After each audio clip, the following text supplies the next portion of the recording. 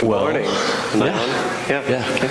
Well, I am Lane, for those who don't know, and I'm Carol Cox, for those of you who don't know. But good morning, everybody. We got a pretty small crowd here today. No. We're actually really grateful you all came. We were a little nervous that if you heard there were teens preaching, you'd freak out and leave.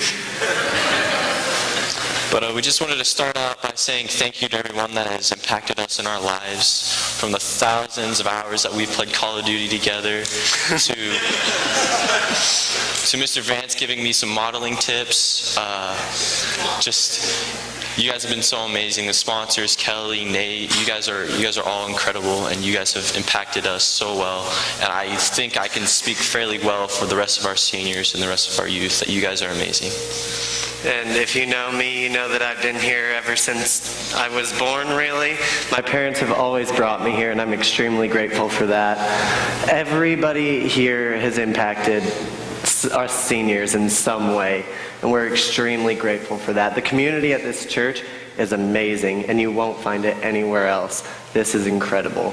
So before we get started, but if this is your first time here, you're probably still a little curious as to why we're up here. As you may know, it's Senior Sunday. If it were Senior Citizen Sunday, Nate would still be up here. Sorry. We'll rip on you a few times, a little payback. But don't worry, Nate did help us some with this sermon. That we proceeded to throw away and do our own thing. But once we were told it can't be our stand-up comic debut, we decided to actually sit down and make a sermon. There are over 100 million Bibles sold each and every year. The King James Bible contains 788,258 words, 31,102 verses, 1,189 chapters, and 66 books. The longest chapter in the Bible is in Psalm 119. And the shortest chapter is Psalm 117 with just 2 verses. The longest word in the Bible is in Isaiah 8:3. God bless you. I didn't sneeze. Oh, okay. Though the stories we're told of the birth of Christ state that there were 3 wise men present, we actually don't know exactly how many there were. And the wise men did not actually come on Christ's birth. They came months later. Parts of the New Testament have been preserved in more manuscripts than any other work. There are over 5,800 complete or fragmented Greek manuscripts, 10,000 Latin manuscripts, and 9,300 from other ancient languages. So what do any of these facts have to do with our sermon today? Absolutely nothing. We just wanted to sound smart and show that we did our research, so maybe you'll listen. So if you could, that would be great. Apologetics is the topic of the day. The nature of a formal defense or justification of something such as a theory or religious doctrine. Now, Lane and I are going off to college as well as the other seniors, and we're both going to Christian colleges, but we're still going to be in big cities. So we're going to be given plenty of opportunities to go out and do this sort of thing for the people who need to hear the gospel. Apologetics is saving people from a superstitious religion or lack of a religion and bring them into a relationship with Jesus. We have to preach the gospel, or the good news, to this hostile and dying world. That is apologetics. That is knowing what you believe, knowing your audience and who you're trying to convey the absolute truths to. And we get a really good look at this in Acts 17, and we're going to read verses 16 through 24 in just a second. And the verses 25 to 32 in the rest of the chapter is Paul showing apologetics in action.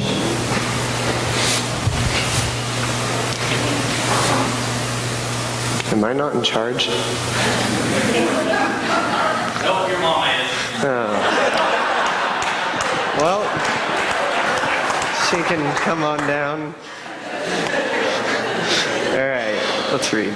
Now, while Paul was waiting for them at Athens, his spirit was provoked within him as he saw that the city was full of idols.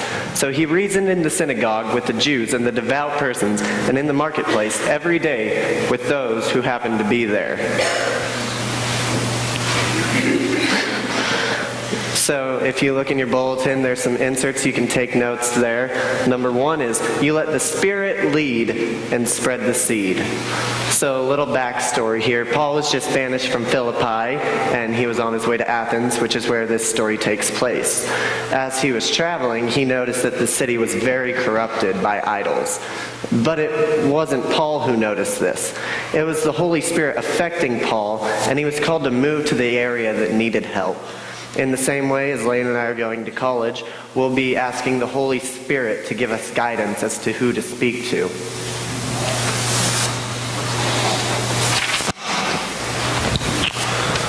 Acts 18 through 21. Some of the Epicurean and Stoic philosophers also conversed with him, and some said, "What does this babbler wish to say?" Others said, "He seems to be a preacher of foreign divinities," because he was preaching Jesus and the resurrection. And they took him and brought him to the Areopagus, saying, "May we know what this new teaching that you are presenting? For you bring some strange things to our ears. We wish to know, therefore, what these things mean." Now all the Athenians and the foreigners who lived there would spend their time in nothing except telling or hearing something new. Christianity is strange. You must know it and make it real to others. It is the second S of apologetics. Communion is extremely strange to someone that would not understand the purpose behind it. Drinking someone's blood and breaking apart their body and sharing it with the whole congregation sounds a bit cultish. But being able to explain it can help clear the confusion from an outsider's perspective. The Areopagus was the earliest aristocratic council of Athens. It was filled with wise men and devoted believers of the Greek faith. And we had to look that up too because we didn't know what that was.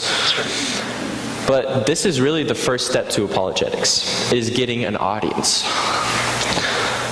But being able to preach about the gospel, you must know about the gospel to be able to tell about it. In the same fashion, knowing the word quantum physics does not really qualify you to teach quantum mechanics.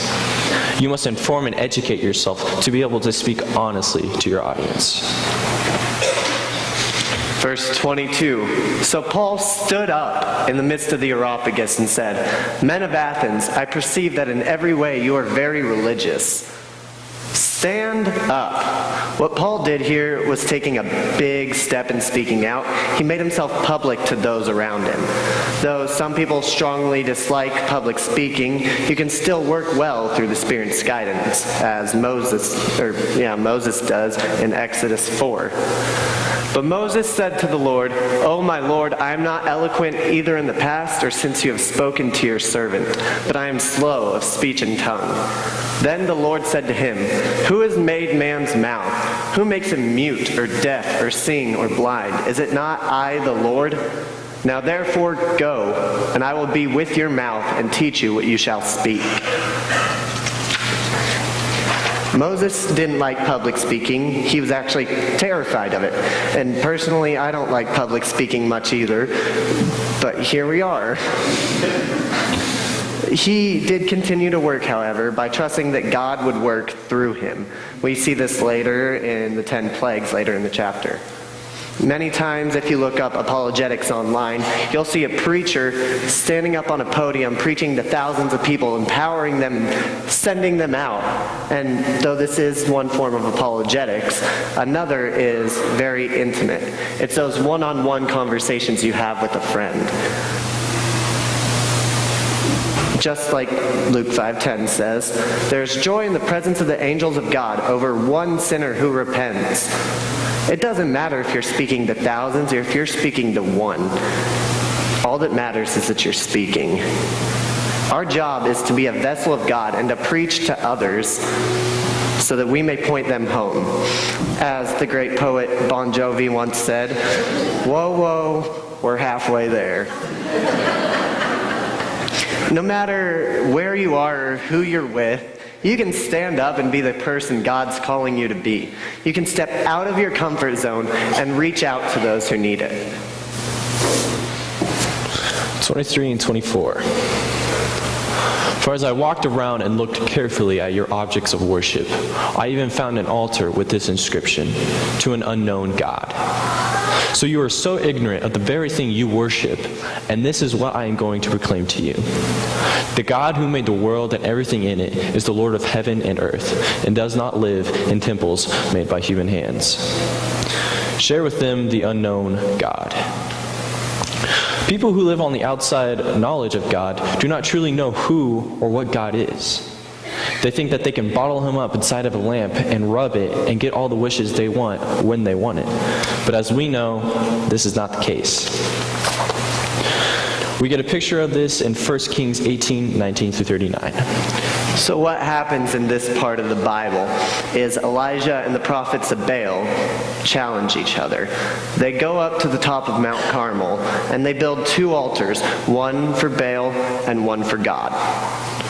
They place a bull on each and build a trench around it.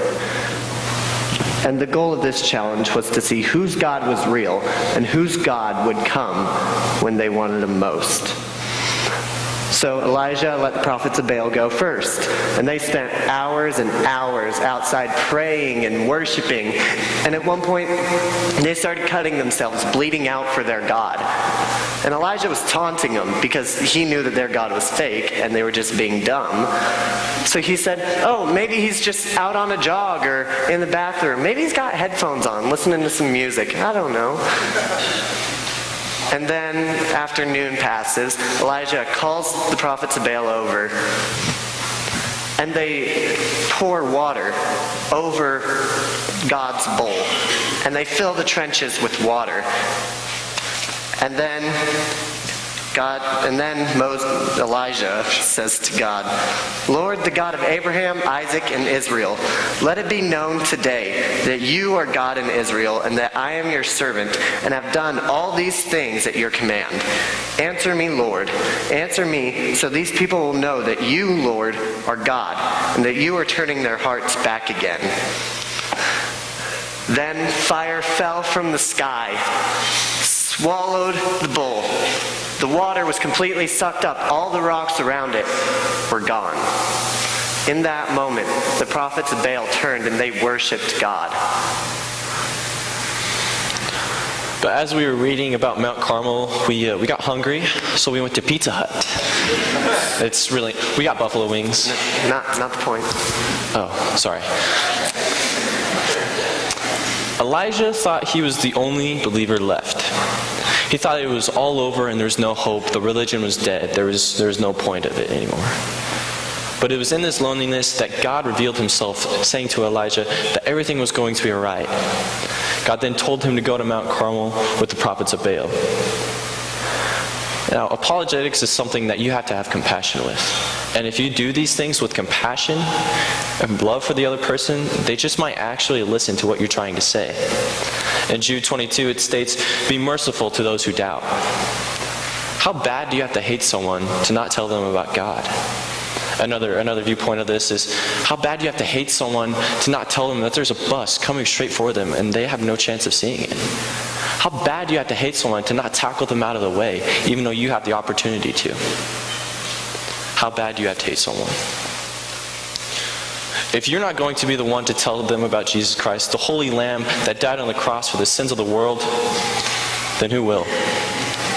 And if you're not going to be the one to tell that person because of an excuse, then the next day there will be an excuse. And the day after that, then the next week there's an excuse. Next month, next year, the cycle continues. But I'm here telling you now to break that cycle. Step outside of your comfort zone and step into the word and command of God.